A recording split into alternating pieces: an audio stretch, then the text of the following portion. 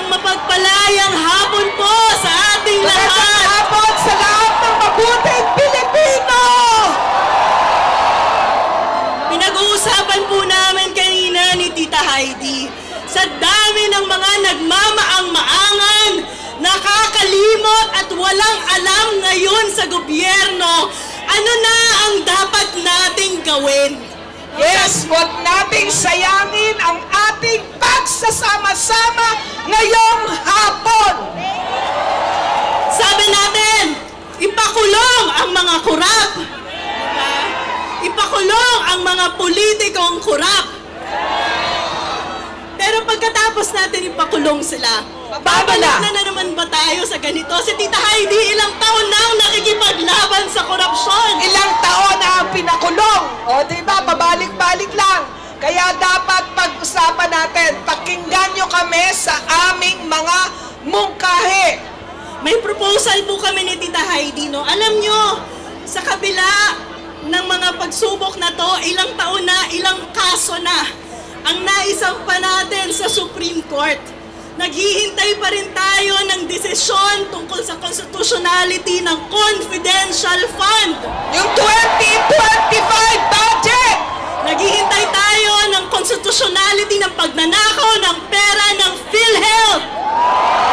Naghihintay tayo ng resolusyon ng iniakyat ng isang bayan sa constitutionality ng anti-dynasty.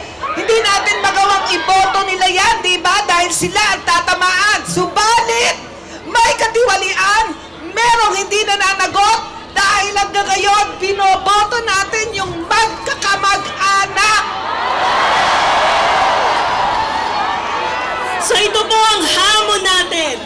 Kung hindi kikilos ang Supreme Court, Kikilos tayo sa People's Initiative.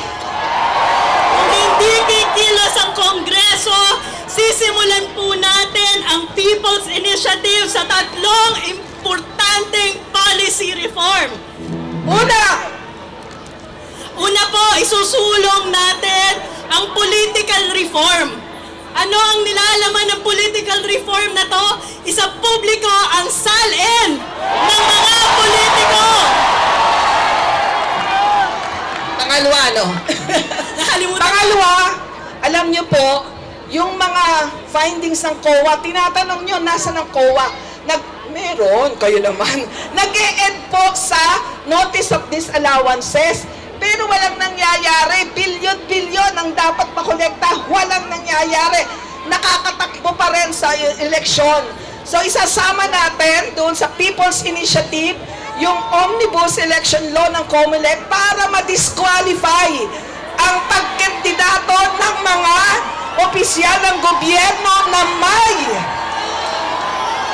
may hindi pa nababayaran ng notice of disallowances solo as final and executor. Isasama din po natin sa People's Initiative. Kasi ngayon, napaka-dependent natin sa datos na inilalabas ng Pangulo na walang alam. Paano naman tayo magkakaalaman? Wala tayong Freedom of Information Law. Sa panahon na po, People's Initiative natin ang Freedom of Information Law.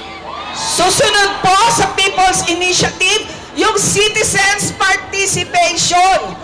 Tingnan nyo, 4 na tao lang ang nagperpekto ng krimen sa DPWH.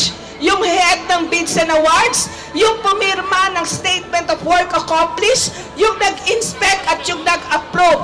Ipapasok natin ang Citizens Participatory Audit in all critical aspect of the budget process.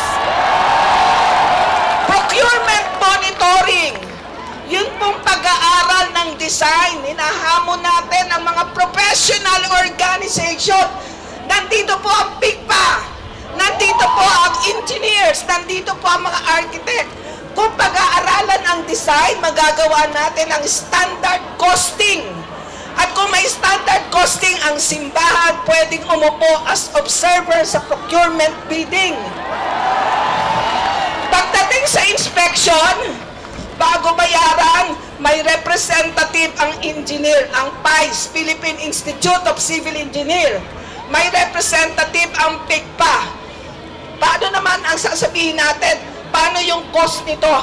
Pinapatungan nga ho ng 50% 30% ka lang naiiwan sa project. Ano ba naman yung 10% ng oversight ilagay natin para wala ng ghost project? Kaya po, sa kabila ng kagulat-gulat na Pangulo, mga naguhugas na kamay ng mga senador, at nananahimik na Korte Suprema, sa Gisingin natin! Gisingin natin! Gisingin natin lahat! Papanagutin! sa lakas na ipinakita natin ngayong araw na to, isusulong natin ang People's Initiative ng Taong Bayan. Kailangan natin ang tulong ng bawat isa. Kailangan sa bawat regional legislative merong 3% na makukuha.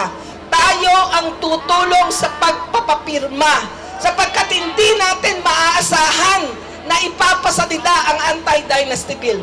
Ma'am Winnie, why are you looking at me with So, kailangan tulong-tulong tayo. Ngayon pa lang mag-usap-usap kayo. Paano kayo mangungulekta ng pirma? At dapat maka 12% tayo ng national Kaya natin yan, di po ba? Kaya natin, kakayanin! Ayan po. At para wakasan ang